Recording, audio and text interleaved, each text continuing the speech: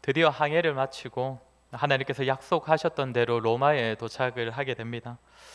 참 쉽지 않은 일들이 많이 있었지만 하나님께서는 끝내 약속의 말씀을 성취하셔서 바울은 유라굴로 강풍에서도 살아남았고 이제 로마에도 말씀대로 도착하게 되었습니다.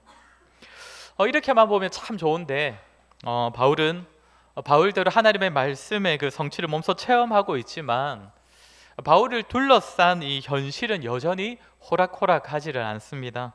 오늘 본문에서 바울이 마주하는 상황들을 보면 믿는 자들이 믿음대로 살아가기 힘든 현실임을 보게 됩니다. 오늘 설교를 통하여서 세 가지를 말씀드리려고 합니다. 먼저는 본문에 나타나는 세상의 모습입니다. 믿는 자들로 하여금 결코 쉽게 믿음대로 살도록 내버려 두지 않는 이 현실에 대해서 살피고, 두 번째는 이러한 세상 가운데서도 믿음으로 살아갈 수 있는 비결 중 하나님께서 세우신 동력자, 이 성도들과의 교제에 관하여 살피고, 마지막으로는 믿음대로 살아갈 수 있는 궁극적인 비결인 우리의 소망 되시는 예수님에 대하여서 우리 함께 살피도록 하겠습니다. 먼저 오늘 보면 11절을 보시면 바울 일행이 멜리데에서 3개월을 머무른 후에 다시 로마로 가기 위해 배를 타는데 어떤 배를 탔는지 이 배에 대한 소개가 나옵니다.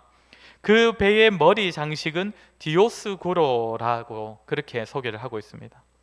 아마도 가지신 그 성경책마다 각 주에서 이 디오스구로가 어떤 뜻인지가 나와 있는 성경책이 많이 있을 것인데, 디오스구로는 신의 이름입니다. 헬라 신화에서 가장 최고의 신이라고 할 수 있는 제우스와 달의 신인 레다 사이에서 태어난 쌍둥이 신이 있는데, 하나는 캐스터, 하나는 폴루스입니다. 근데 이 둘을 함께 지칭할 때는 디오스구로라고 불렀던 것입니다. 이 신은 어려울 때에 사람들을 도와주는 신으로 알려져 있습니다. 특히 조난당한 배를 지켜주는 그런 신이라고 유명합니다. 전에도 말씀드렸다시피 지중해를 항해하는 것은 결국 쉽지 않습니다. 굉장히 날씨도 여러 가지로 방해가 많기 때문에 위험한데, 그렇기 때문에 당시 배들은 신의 형상으로 배를 장식하거나 아니면 아예 신의 이름을 따서 배의 이름을 짓기도 했습니다. 왜 그렇게 했겠습니까? 그 신의 힘을 빌어서라도 이 항해에서 좀 안전하게 그 신의 도움을 받아 안전한 항해를 하기 위함이겠지요. 그렇다면 사도행전의 저자인 누가는 이 배의 이름인지 아니면 이 배의 장식인지는 몰라도 이 디오스구로, 이 배의 장식이 디오스구로라는 사실을 왜 기록하고 있는 것일까요? 기독교 신앙과는 전혀 맞지 않는 내용이지 않습니까?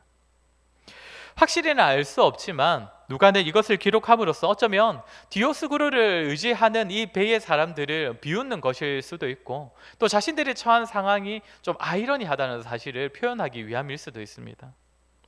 바울과 누가와 또 이 함께 이전에 이 배를 탔었던 사람들은 그들이 경험한 것이 무엇입니까? 2주가 넘는 그 풍랑 앞에 고생하다가 하나님의 약속의 말씀을 따라 구원받은 사건을 경험을 했습니다. 그 배 역시도 출항할 때는 어떠했습니까?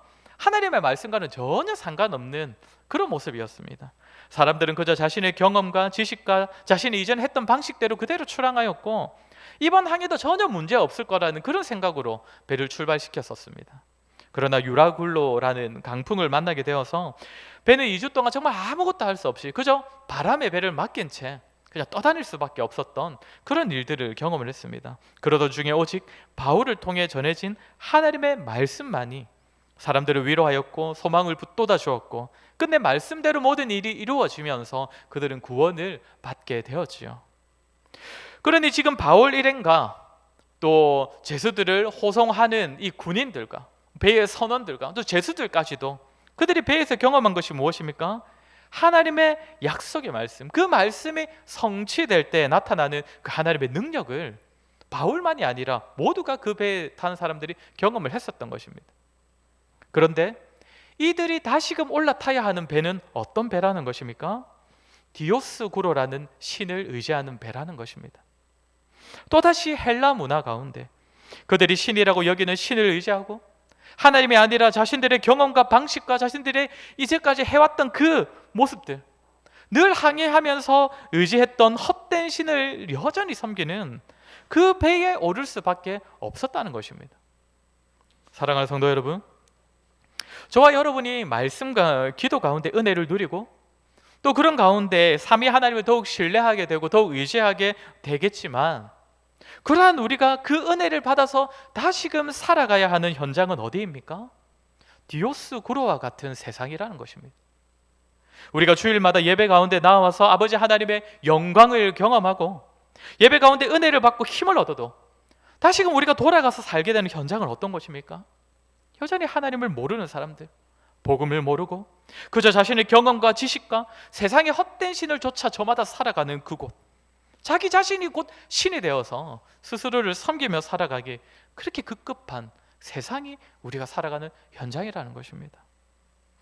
그렇게 우리가 때때로 방황하고 갈등을 하게 되기도 합니다. 내가 가진 믿음이, 내가 알고 있는 말씀이, 예수 그리스도의 가르침이 과연 내 삶의 현장에서 무슨 소용이 있는가? 말씀의 가치와는 전혀 다른 세상을 살아가면서 내가 교회에서 말씀 가운데 은혜를 받았다고 한들 무슨 의미가 있는가? 교회 안에서 예배 가운데 경험한 그 은혜와는 아무런 상관이 없어 보이는 이 세상, 그렇게 성도가 세상을 살면서 때때로 방황하기도 하는 것이지요. 교회 안에서나 신앙이고 교회 안에서나 말씀이고 은혜지 세상에서는 아무 필요 없더라. 그러나 사랑하는 성도 여러분, 세상이 우리의 신앙을 부정해도 세상 사람들 모두가 우리 하나님의 말씀과 너무 다른 방식대로 살아가더라도 그것은 우리가 잘못된 것이 아니라 그들이 거꾸로 가고 있는 것이고 그들이 헛된 신을 쫓아 살아가는 것이라는 사실을 기억하고 우리 인생의 항해자는 오직 하나님밖에 없다는 사실을 기억하시기를 바랍니다. 또 하나 보게 되는 세상의 모습은 본문 중간을 좀 뛰어넘어서 21절을 가면 알 수 있는데, 그 21절 앞에서 바울은 이 로마에서도 이전의 다른 도시들과 동일하게 먼저는 유대인들에게 복음을 전하고자 합니다. 자신에 대하여서 유대인들이 오해를 많이 하고 있었고 자신이 유대인들에 대하여서 어떤 사역을 했는지 이런 것들을 말하면서 이 말을 하는데, 복음을 전하는데 이 말을 들은 유대인들의 반응이 21절과 22절입니다. 근데 이제 22절만 우리 한번 같이 읽어보도록 하겠습니다. 오늘 본문 22절입니다. 시작. 이에 우리가 어디서든지 반대를 받는 줄 알기 때문이라 하더라. 뭐라고 합니까? 이 파에 대하여는 이라고 말합니다. 그러니까 바울이 전하는 그리스도를 믿는 자들, 그리스도 파 이런 식이겠죠. 이에 대하여서는, 이 파는 어떠하다고 합니까? 어디서든지 반대를 받는다라고 합니다. 늘, 언제나 어디서든지 반대를 받았던 것이 이 파다, 바울이 전하는 그리스도다라는 말을 하는 것이죠. 여기서 우리는 또 하나 기독교를 바라보는 세상의 특징을 발견하게 됩니다. 기독교 신앙은, 그리고 복음은, 그리고 그리스도는 세상에 속하지 않은 것이기 때문에 세상에서는 반대를 받을 수밖에 없다는 것입니다. 그렇게 이 신앙을 가진 성도들 역시, 교회 역시, 나와 저와 여러분 역시도 사실상 이 세상에서는 반대를 받을 수밖에 없다는 것이죠. 우리가 바울의 행보를 쭉 살펴왔지 않습니까? 바울은 세상에서 불신자들에게 어떤 취급을 받아왔습니까? 때로는 전염병 취급을 받았습니다.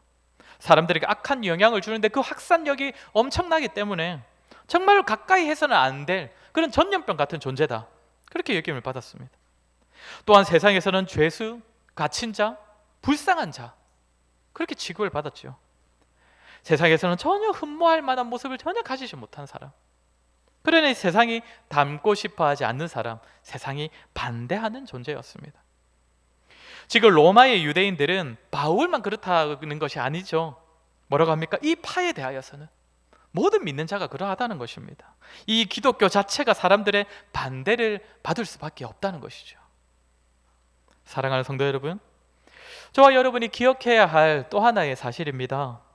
교회와 성도는 세상에서 반대하는 자들을 만나기에 딱 좋은 존재라는 것입니다. 때때로 믿는 자들과 교회가 세상에 환영을 받기도 하고 또 귀하게 여김 받는 일도 있기는 합니다. 전혀 없지는 않지요. 그러나 그보다 반대가 훨씬 많다는 사실 역시 우리가 기억해야 합니다. 예수님께서 오셨을 때에도 예수님에 대하여 반대하는 자들이 훨씬 더 많았지 않습니까?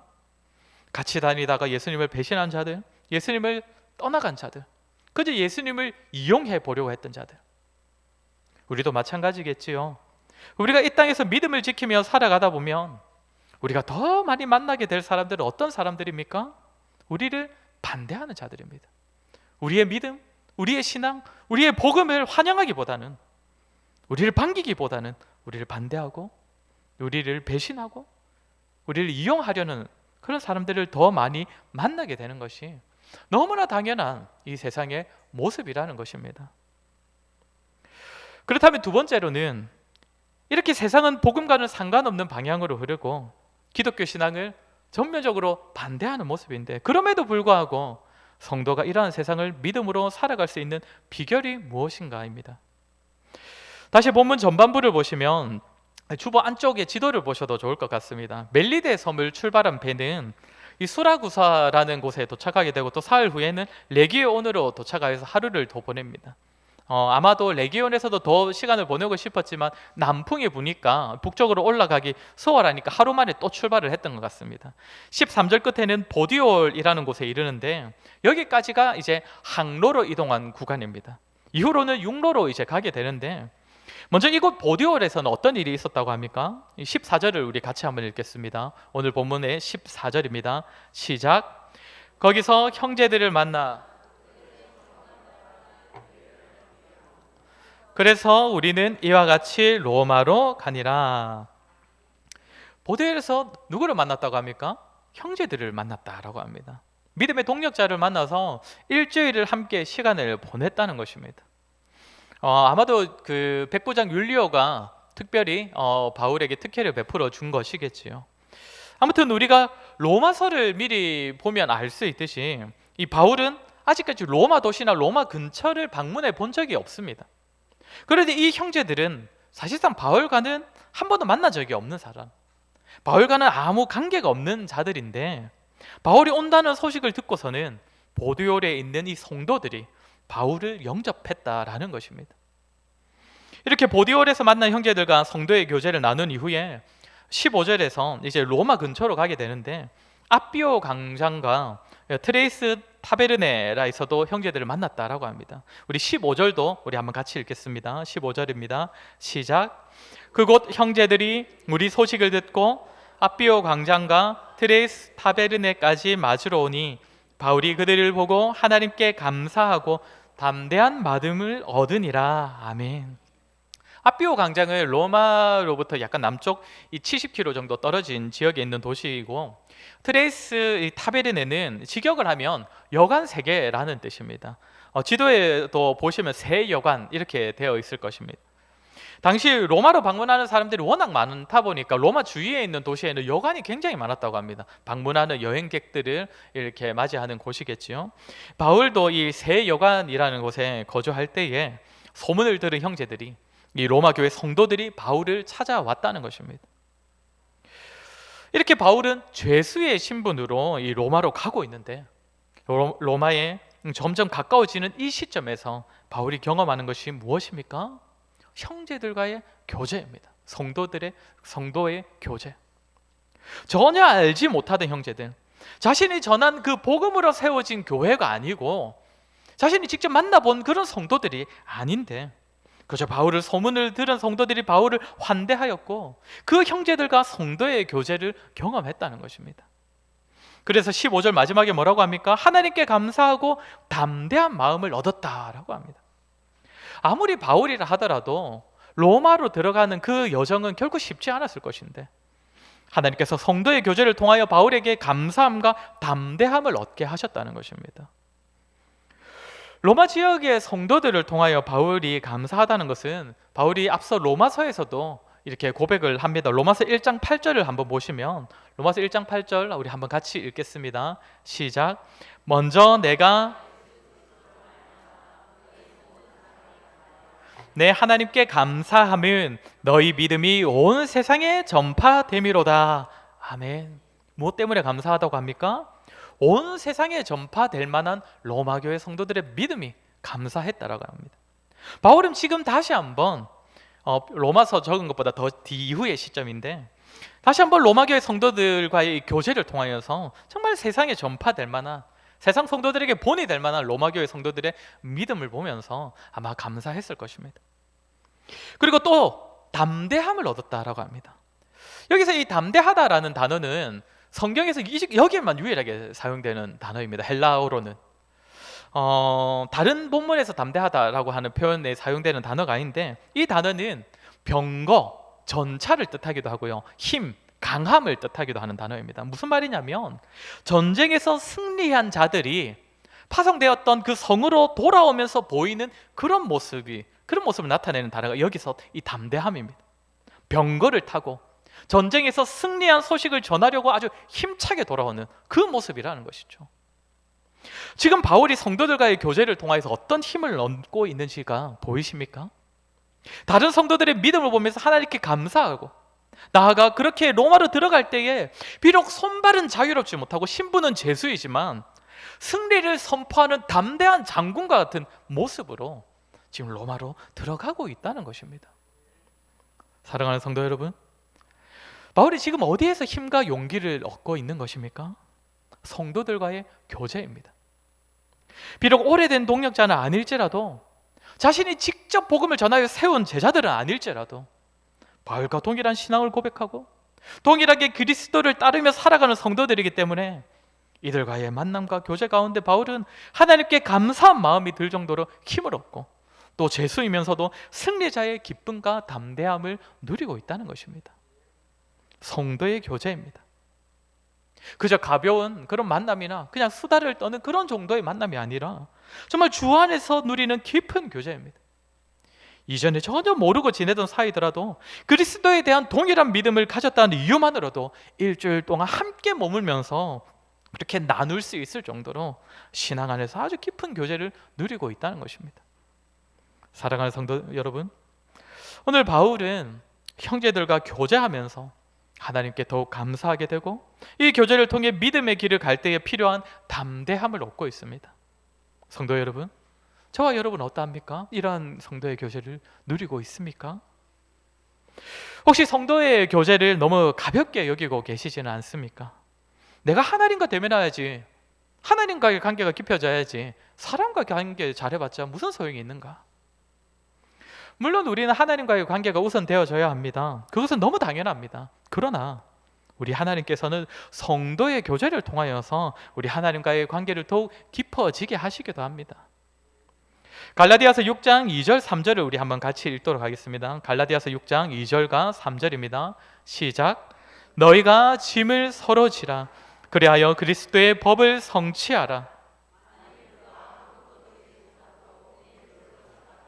스스로 속임이라. 아멘. 바울 사도가 뭐라고 가르칩니까? 서로의 짐을 짐으로써 그리스도의 법을 성취하라. 우리가 그리스도의 가르침을 쫓아 살아가기 위해서는 서로가 서로의 짐을 지어주는 일들이 있어져야 한다는 것입니다. 이것 없이도, 나는 성도들끼리 같이 교제하며 서로의 짐을 지어주는 거 없어도 나는 혼자서 얼마든지 잘할 수 있다 라고 여기는 사람은 어떤 사람이라고 합니까? 스스로 속임이라. 스스로 속인다는 것이죠. 누구도 혼자 세워질 수는 없다는 것입니다. 동역자와의 깊은 교제가 우리로 하여금 참 그리스도인으로서 살게 하는 데에 너무나 중요하고 너무 필요하다는 것입니다. 사랑하는 성도 여러분, 저와 여러분에게도 이러한 성도의 교제가 있었으면 좋겠습니다. 누군가가 나에게 이런 동력의 존재가 되어주기 이전에 우리가 먼저, 나 자신이 먼저 누군가에게 정말 이러한 동력자가 되어줄 수 있었으면 좋겠습니다. 우리가 먼저 살폈듯이 우리가 살아가는 이 땅은 우리가 마음 편히 신앙생활 하도록 가만히 내버려 두는 곳이 아닙니다. 그렇지 않습니까? 아마 성도님들 많이 경험하고 계실 것입니다. 제가 신혼부부들이나 또 이 청년들과 한 번씩 교제를 하면 얘기를 나눠보면 정말 세상에서 믿음으로 살아가기가 너무나 쉽지 않겠다라는 생각들을 참 많이 하게 됩니다. 기독교인으로서의 양심, 가치 이런 자세들을 세상 가운데 너무 많이 또 드러내다 보면 소위 세상에서는 참 재수 없어 보이는 참 그런 존재로 여겨질 수도 있겠다라는 생각이 들어집니다. 오늘날도 세상이 기독교를 반대하는 것에 있어서는 매 한 가지구나 라는 생각이 들어집니다. 그렇기 때문에 이런 세상 가운데 살다 보면 어느새 우리도 모르게 회의감이 들기도 할 것입니다. 이렇게 사는 것이 맞나? 교회에서 배운 대로, 말씀에서 보고 들은 대로 살아가는 것이 과연 옳은 것인가? 우리의 현실과 너무 동떨어져 있는 것은 아닌가? 그러나 그때에 우리가 성도의 교제를 통하여 얻게 되는 것이 무엇입니까?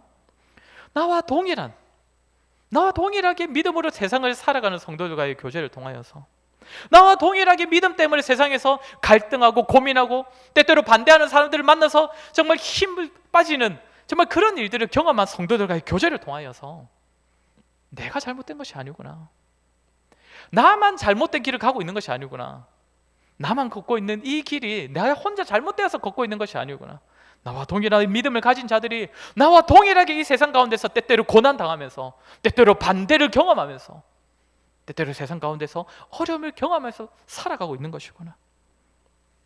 성도와의 교제를 통하여서 우리가 이 사실을 다시금 확인하고 다시금 세상 가운데 들어간 믿음으로 살아낼 힘과 용기를 얻을 수 있는 것입니다.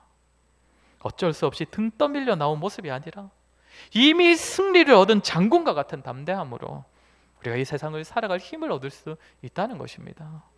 그렇게 사랑하는 성도 여러분, 저와 여러분은 절대 혼자 설 수 있는 존재가 아니라는 사실을 기억하여 부지런히 성도의 교제에 힘을 쏟는 저와 여러분이 되었으면 좋겠습니다.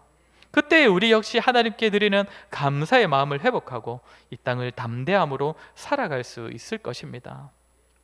마지막으로 우리가 이 땅을 살아갈 수 있는 비결 한 가지는 그리스도께서 우리 모두의 소망이 되시기 때문입니다. 오늘 보면 16절을 보시면 바울은 로마에서 가택연금 수준의 조치를 받게 됩니다.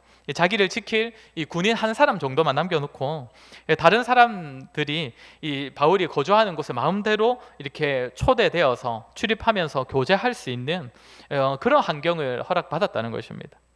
그래서 17절에서 바울은 유대인의 높은 사람들을 청하여서 이전에 그랬듯 유대인들에게 복음을 적용하면서 전하기 시작합니다. 바울은 유대인들의 간섭을 무시한 적도 없고 그들이 말하는 법을 어긴 적도 없고 그리고 죄를 지은 적도 없다라고 하면서 이제 자신이 전할 말을 이제 전하는데 20절에서 뭐라고 말을 하냐면 20절을 우리 오늘 본문 20절 한번 같이 읽도록 하겠습니다. 시작. 이러므로 너희를 보고 함께 이야기하려고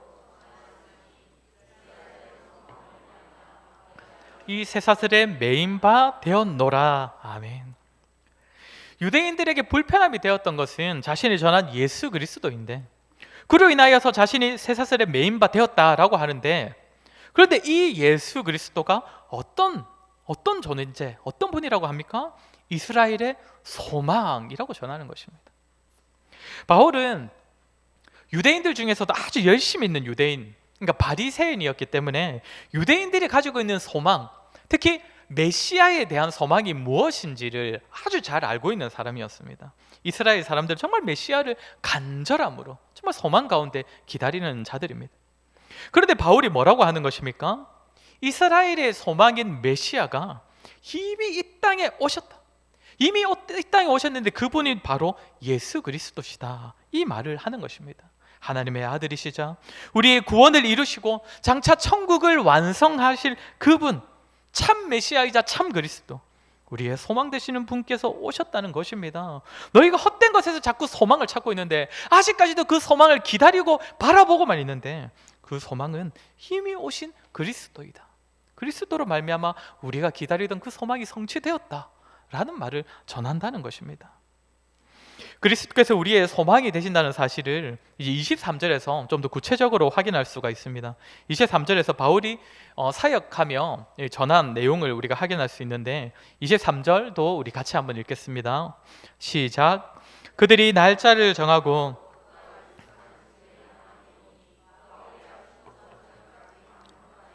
하나님의 나라를 증언하고 모세의 율법과 선지자의 말을 가지고 예수에 대하여 권하더라.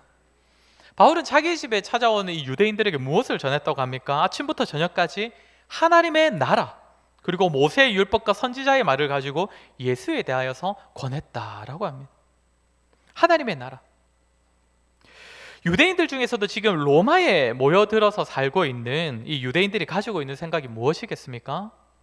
유대인들이 가지고 있는 이 메시아 사상, 메시아에 대한 소망은 그 메시아가 왕으로 이 땅에 오셔서 정말 그 옛날 다윗 왕국과 같은 이 거대한 나라, 세상 가운데서도 아주 강대한 나라를 세우는 것을 기대하고 있는데, 이 당시로 보자면 어느 나라와 같았으면 좋겠다라는 생각을 했겠습니까? 로마겠지요. 로마를 보면서 딱 우리가 메시아가 오셔서 딱 이런 나라를 세워주시면 참 좋겠다, 이런 소망을 가지고 있었을 것입니다. 그런데 그 로마의 중심지에서 바울이 무엇을 전하고 있습니까? 하나님의 나라를 전하고 있는 것입니다.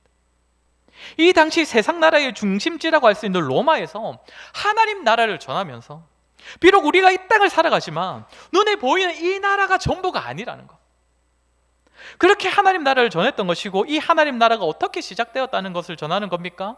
모세의 율법에 따라 오신 분, 선지자의 예언에 따라 오신 그 예수 그리스도로 말미암아 하나님 나라가 시작되었다, 그리고 장차 완성될 것이다, 이것을 전했다는 것입니다. 그렇게 눈에 보이는 나라가 아니라, 눈에 보이는 나라의 권세나 높은 사람이 아니라 메시아로 오신 예수 그리스도께서 이미 시작하신 그 하나님 나라가 우리가 바라보아야 할 참된 나라이고, 우리의 참된 소속이고, 우리가 소망을 가지고 완성되기를 기다려야 할 나라이다. 이것을 바울이 세상 나라의 중심지인 로마에서 전했던 것입니다.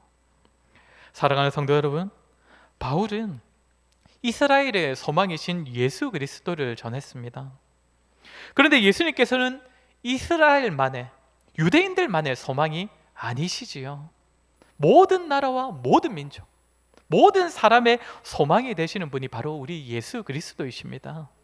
그렇게 바울은 동역자들을 통하여서 담대함을 얻었을 뿐만 아니라 자신에게와 자신을 만나는 모든 사람에게 참된 소망 되시는 예수님이시기에, 그 예수님으로 인하여 시작된 하나님의 나라가 우리의 궁극적인 나라이기 때문에 자신을 반대하는 사람들 앞에서도, 자신의 복음을 부정하는 사람들 앞에서도 예수 그리스도를 증거하는 일에 전혀 주저함이 없었던 것입니다.